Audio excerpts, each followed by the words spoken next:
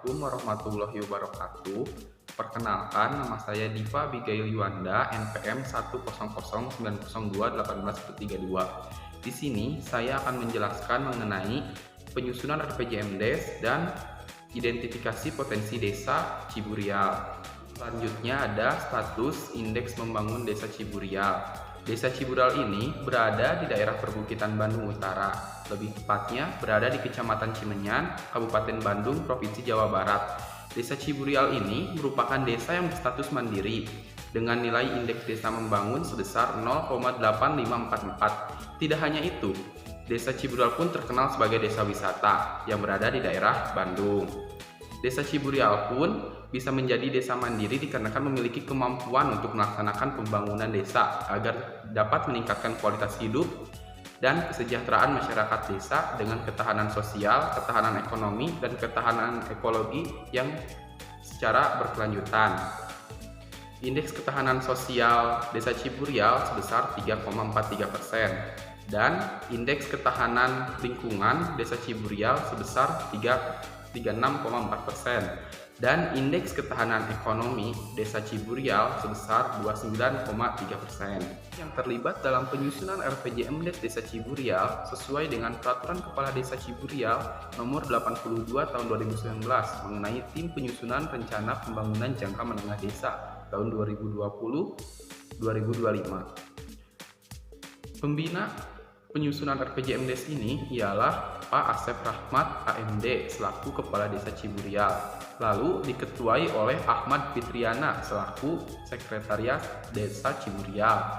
Selanjutnya ada Sekretariat Penyusunan RPJMDes Desa yaitu Riko Priyatna selaku Ketua LPMD Desa Ciburial. Lalu anggota-anggota tim penyusunan RPJMDes ini adalah Fahrudin Mukhtar, Dadan, Tiar Gustiarawan, Mamat Rohmat, Nita, Dewi Anggraini, Komariah, Agus Gunawan, dan Supriyatna.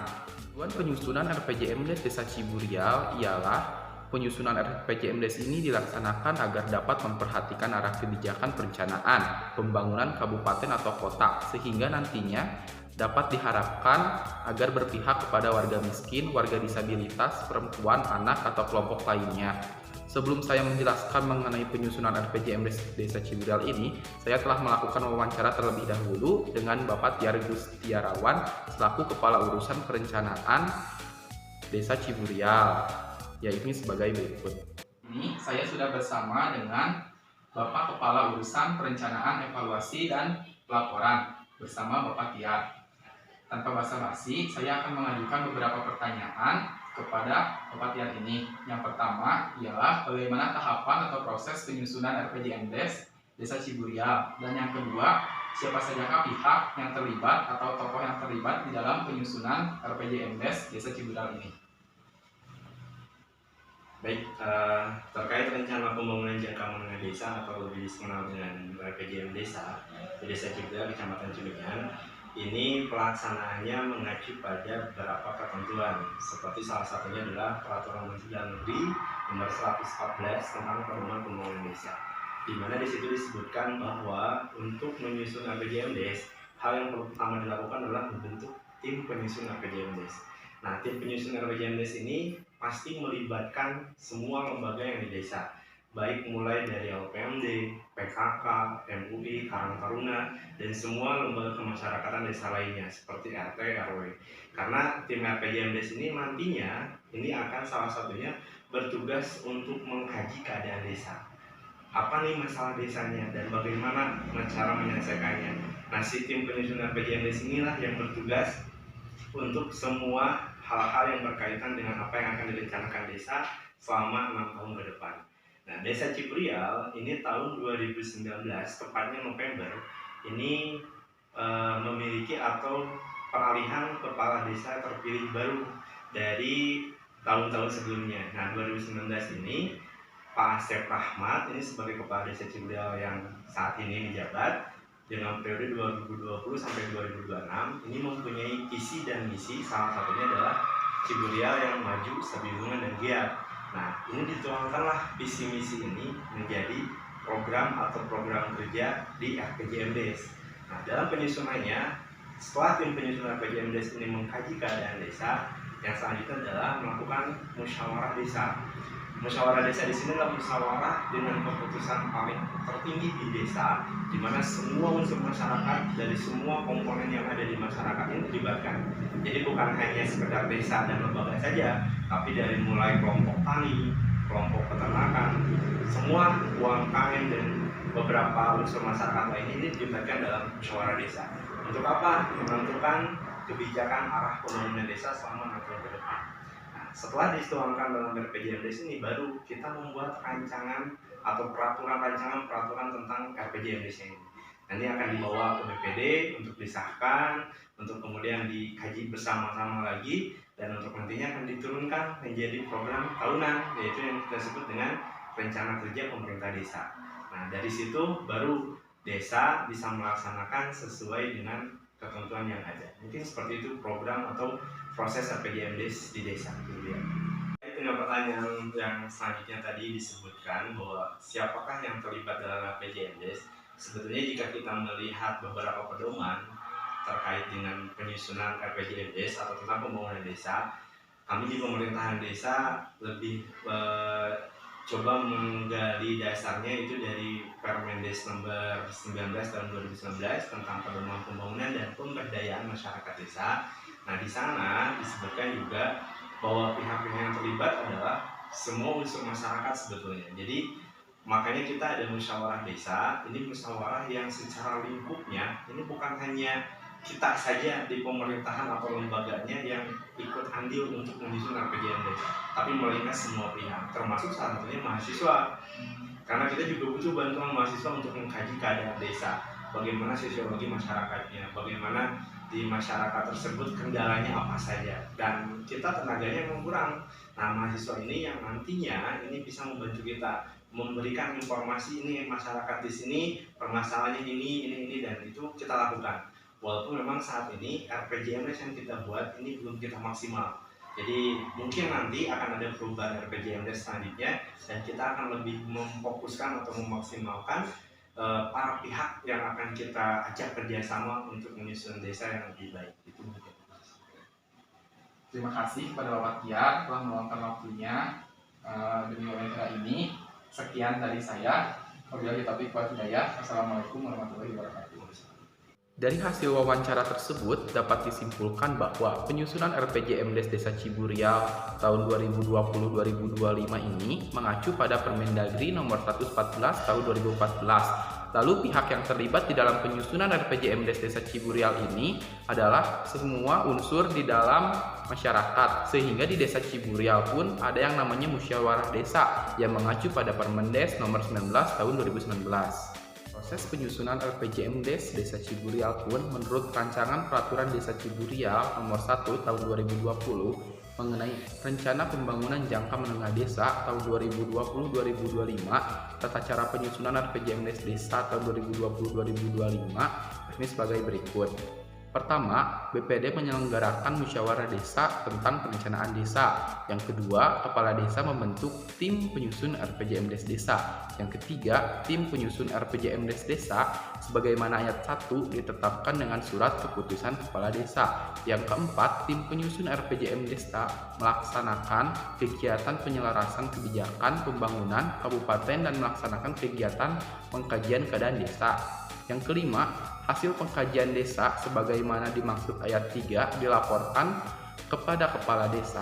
Yang keenam, laporan hasil pengkajian keadaan desa sebagaimana ayat 4 dituangkan dalam berita acara. Yang ketujuh, kepala desa menyampaikan laporan hasil pengkajian keadaan desa kepada BPD sebagai bahan dalam rangka penyusunan rencana pembangunan desa melalui musyawarah desa. Yang kedelapan, BPD menyelenggarakan musyawarah desa berdasarkan laporan hasil pengkajian keadaan desa terhitung sejak diterimanya laporan hasil pengkajian keadaan desa dari kepala desa. Yang kesembilan, BPD menyelenggarakan musyawarah BPD untuk membahas dan menyepakati rancangan peraturan desa tentang RPJM Desa. Yang kesepuluh, hasil kesepakatan musyawarah desa dilaporkan kepada kepala desa yang tertuang dalam berita acara musyawarah desa. Yang ke-11, Hasil kesepakatan sebagaimana dimaksud ayat 9 menjadi pedoman bagi tim penyusun RPJM Desa dalam menyusun rancangan RPJM Desa. Yang ke-12, tim penyusunan RPJM Desa menyusun rancangan RPJM Desa ke dalam format rancangan RPJM Desa. Dan yang ke-13, rancangan RPJM Desa sebagaimana dimaksud pada ayat 11 disampaikan kepada kepala desa yang dituangkan dalam berita acara. Yang ke-14, kepala desa memeriksa dokumen rancangan RPJM Desa dari dalam hal kepala desa belum menyusun rancangan RPJM Desa, maka tim penyusun RPJM Desa melakukan perbaikan dokumen rancangan RPJM Desa. Yang ke-15, dokumen rancangan RPJM Desa yang telah disetujui oleh kepala desa menjadi bahan dalam pelaksanaan musyawarah perencanaan pembangunan desa melalui musyawarah perencanaan pembangunan desa yang diselenggarakan oleh pemerintah desa.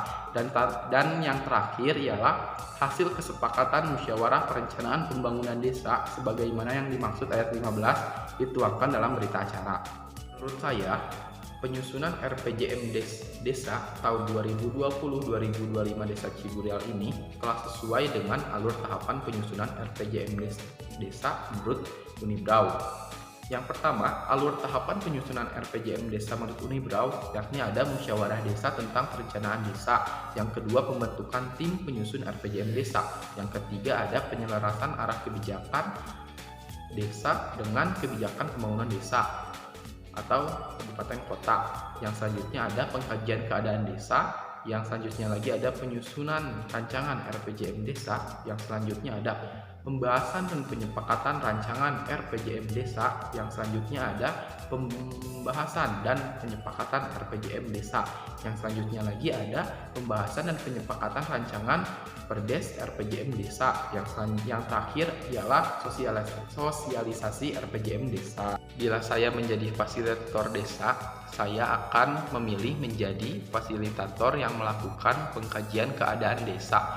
Dikarenakan di sana kita akan mempelajari mengenai sosiologi masyarakat desa dan juga bagaimana kendala-kendala masyarakat di sana, sehingga nantinya saat melakukan musyawarah desa, saya sebagai perwakilan masyarakat tersebut akan menyampaikan beberapa kendala tersebut, sehingga pihak pemerintah pun mempunyai informasi mengenai permasalahan-permasalahan di sana. Hal ini pun sesuai dengan wawancara yang telah saya lakukan dengan Patiar, dikarenakan menurut Patiar sendiri RPJM Desa Ciburial ini belum maksimal dikarenakan tenaga kerja yang memang kurang. Ada identifikasi potensi desa. Desa Ciburial ini merupakan salah satu desa yang diresmikan oleh Pak Dadang Nasir selaku Bupati Bandung tahun 2011. Sebagai salah satu dari 10 desa wisata di Kabupaten Bandung, Desa Ciburial terkenal akan peternakan, seni budaya, dan tempat wisatanya. Produk unggulan Desa Ciburial pun salah satunya ada madu, handicraft atau kerajinan tangan, peternakan, seni budaya tradisional, Sunda, dan sebagainya. Tidak hanya itu, Desa Ciburial pun terkenal akan pesona wisatanya, seperti Tebing Keraton, Taman Hutan Raya Insinyur Haji Juanda, Gua Belanda, Gua Jepang, Gua Batu, dan Selasar Sunario Art Space. Dan tempat-tempat berikut ini sudah amat terkenal baik pengguna jejaring sosial maupun wisatawan dari dalam negeri maupun luar negeri. Karena optimalisasi potensi desa. Rencana optimalisasi potensi desa bisa dilihat dari keterkaitan RPJM Des dengan potensi ekonominya.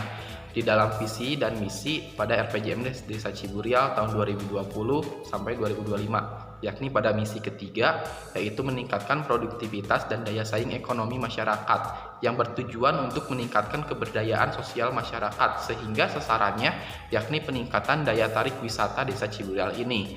Dengan meningkatnya daya tarik desa wisata Ciburial, maka akan meningkatkan wisatawan sehingga misi ketiga ini dapat tercapai. Bila misi ketiga ini tercapai, maka pencapaian terhadap visi Desa Ciburial akan selangkah lebih maju. Visi Desa Ciburial yang terdapat di RPJM Des tahun 2020 dan sampai 2025 ini, yakni terwujudnya Ciburial juara dengan gerakan maju sambil lulungan dan giat yang berlandaskan religius dan budaya. Jadi dapat disimpulkan bahwa daya tarik wisata ini sangatlah penting agar dapat mengoptimalisasikan potensi desa. Ada narasi dan pengoptimalisasian potensi desa. Yang pertama ada potensi pertumbuhan. Potensi pertumbuhan desa wisata Ciburial selalu ditingkatkan dan dikembangkan. Hal ini sesuai dengan visi dan misi RPJMDes agar sasaran peningkatan daya tarik wisata tercapai. Tidak hanya itu, kondisi infrastruktur desa Ciburial pun mengedepankan prioritas berbasis lingkungan dan tata ruang, dikarenakan sesuai dengan mutu desanya ialah desa wisata. Desa Ciburial ini pun dikenal dikarenakan objek wisata alamnya, sehingga infrastruktur pun telah disesuaikan untuk menarik daya tarik wisatawan tersebut. Dikarenakan desa tersebut yang merupakan desa wisata, Desa Ciburial pun mempunyai 50 restoran menurut RPJMDes tahun 2020 sampai 2025. Tidak hanya restoran, dikarenakan suasana alam dan udara di Desa Ciburial yang sejuk, Desa Ciburial pun banyak sekali villa dan hotel bagi para wisatawan yang berwisata. Yang kedua ada relevansi program. Salah satu relevansi program Desa Ciburial ialah program Masagi Bersih. Program Masagi Bersih ini dimaksudkan untuk meningkatkan kualitas jalan desa secara partisipatif. Selain itu, tujuan program Masagi Bersih ini yakni meningkatkan keamanan desa dan kenyamanan penggunaan jalan. Yang selanjutnya ada memperindah lingkungan sebagai salah satu penunjang desa wisata. Yang ketiga ada peningkatan jumlah pengunjung ke tempat wisata yang ada di desa. Yang keempat sebagai upaya mewujudkan kemandirian desa dalam melaksanakan program atau kegiatan yang dilakukan secara partisipatif. Tujuan program Masagi Bersih ini juga sesuai dengan potensi pengembangan ekonomi Desa Ciburial, dikarenakan potensi ekonomi desa ini dilihat dari banyaknya wisatawan, sehingga tujuan-tujuan di atas bila tercapai akan menambah daya tarik wisata Desa Ciburial. Lalu selanjutnya yang ketiga ada prospek keberhasilan. Menurut saya prospek keberhasilan Desa Ciburial menjadi desa wisata ini akan berhasil dikarenakan Desa Ciburial setiap tahunnya melakukan pembangunan infrastruktur yang berkelanjutan. Hal ini bisa dilihat dari laporan realisasi pelaksanaan anggaran pendapatan dan belanja desa pemerintah Desa Ciburial tahun 2019 bahwa dana yang dikucurkan dalam bidang pelaksanaan pembangunan sebesar 1.333.971.000 dan hal ini sesuai dengan peraturan Desa Ciburial nomor 8 tahun 2018 tentang Rencana Kerja Pemerintah Desa atau yang disebut RKPDes. Infrastruktur Desa Ciburial pun memprioritaskan tata ruang yang berbasis lingkungan, sehingga nantinya diharapkan agar wisatawan yang singgah ke Desa Ciburial atau objek wisatanya merasa aman dan nyaman. Tidak hanya itu, menarik daya tarik wisatawan pun merupakan sasaran target Desa Ciburial. Hal ini bisa dilihat dari visi dan misi Desa Ciburial tersebut. Upgrade potensi desa wisata Ciburial dengan menggunakan analisis SWOT. Strength di sini ialah meningkatkan produktivitas, ekonomi, dan kesejahteraan masyarakat Desa Ciburial. Yang kedua ialah ada weakness, yakni adanya vandalisme atau perbuatan merusak tempat wisata. Lalu yang ketiga ada opportunities, yakni membuka lapangan pekerjaan dan peluang membuka UMKM. Yang keempat ada threats, yakni meningkatkan aksi tindak kejahatan atau kriminalitas. Analisis SWOT ini juga akan menghasilkan strategi. Strategi di sini ialah ada strategi SO. Dengan meningkatnya daya tarik wisata Desa Ciburial diharapkan dapat membuka lapangan pekerjaan dan memberikan peluang kepada pelaku UMKM sehingga nantinya dapat meningkatkan ekonomi dan kesejahteraan di Desa Ciburial. Yang kedua ada strategi WO, yakni meningkatkan pengawasan ke setiap wisatawan yang ada agar tidak terjadi perbuatan vandalisme khususnya di tempat objek wisata atau fasilitas umum, sehingga kenyamanan wisatawan terjaga dan nantinya diharapkan dapat menarik wisatawan lainnya agar dapat berkunjung ke tempat wisata Desa Ciburial. Selanjutnya ada strategi ST. Meningkatnya pengawasan salah satunya dengan mendatangkan polisi untuk berjaga atau berpatroli di sekitar objek wisata, sehingga setidaknya dapat memberikan efek pencegahan dan nantinya diharapkan dapat memberikan kenyamanan kepada para wisatawan yang berkunjung. Tidak hanya itu, kesejahteraan masyarakat di sekitar objek tersebut pun akan merasa aman dan nyaman. Selanjutnya ada strategi WT. Strategi ini selalu mengingatkan kepada wisatawan agar selalu tetap waspada akan adanya tindak kriminalitas dan meningkatkan pengawasan khususnya di tempat yang ramai agar sehingga nantinya dapat memberikan rasa aman dan kenyamanan bagi para wisatawan. Terakhir ialah ada realisasi RPJM Desa Ciburial tahun 2020 sampai 2025. Realisasi RPJM Desa Ciburial tahun 2020-2025 ini menurut saya untuk sekarang kurang sesuai dengan RPJM Des dikarenakan penyebab utamanya ialah pandemi COVID-19. Dengan adanya pandemi COVID-19 ini akan berdampak pada perubahan regulasi dalam artian yang sekarang kini besok berubah, padahal perubahan RPJM Desa ini hanya diperbolehkan 1 kali dalam setahun dan hal ini akan berdampak kepada APBDes, RPJM Des dan termasuk RKPDes. Jadi ketidaksesuaian aturan RPJM Des ini diakibatkan oleh beberapa perubahan regulasi dalam artian yang disebabkan oleh pandemi COVID-19. Tidak hanya itu, pada tahun-tahun sebelumnya dana desa juga diatur oleh satu regulasi, yaitu peraturan Menteri Desa cukup dengan peraturan Bupati sudah beres dan desa pun bisa menjalankan kegiatannya. Akan tetapi sekarang dana desa diatur oleh 9 regulasi yang berbeda dan regulasi-regulasi ini pun tidak akur.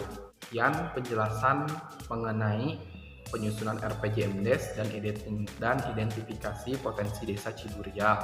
Bila ada salah kata atau kekurangan atau sebagainya, mohon maaf. Wabillahi taufiq wal hidayah. Wassalamualaikum warahmatullahi wabarakatuh.